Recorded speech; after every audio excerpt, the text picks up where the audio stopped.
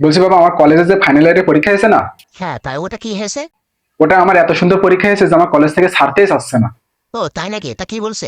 বলছে কলেজে নাকি আমার এখন 1 বছর থাকতে। মানে এটা বা তোদের কলেজে কেমন সিস্টেম? আসলে বাবা, এবার যারা নতুন পরীক্ষা দেবে তারা নাকি কনফিডেন্স পাচ্ছে না, যার কারণে কনফিডেন্স বাড়ানোর জন্য আমার এখনো নাকি 1 বছর থাকতে বলছে কলেজে। ও আচ্ছা আচ্ছা, তাহলে তুই কি কলেজে এখানে একাই আছিস নাকি? আরে একা না, এখানে আরো একজনকে সিলেক্ট করা হয়েছে, তানভীরকে।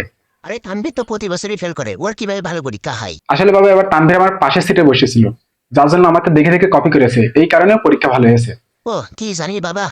আর বাবা, এর জন্য নাকি আমার 1200 টাকাতে ফর্ম ফিল আপ করতে বলছে কলেজ থেকে। এক সেকেন্ড। তোর কলেজে ভালো হয়েছে পরীক্ষা বলে, তাহলে এর জন্য কিসে 1200 টাকা দিতে হবে? তুই কি ফেল করেছিস নাকি? না বাবা, কলেজ থেকে এত রিকোয়েস্ট করছে যে তুমি যদি 1200 টাকা না দাও তাহলে আমরা দিয়ে দিচ্ছি কলেজ থেকে। এটা তো হতে পারে না, শুধু ফেল করলে 1200 টাকা দিতে হয়। তুমি হয়তো ভাবছো আমি ফেল করেছি আসলে, কিন্তু বাবা আমি আসলে ফেল করিনি। আর না হলে আমি কলেজে ফোন দিয়েছি, তুমি শুনে নাও কথা বলে। না দরকার নেই, তুই টাকা চেয়েছিস আমি দিয়ে দিচ্ছি।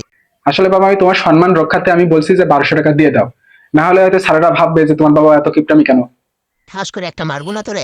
সোজাসুজি বল যে আমি ফেল করেছি, তুই যা করছিস সেগুলো আমি 25 বছর আগে করে এসেছি।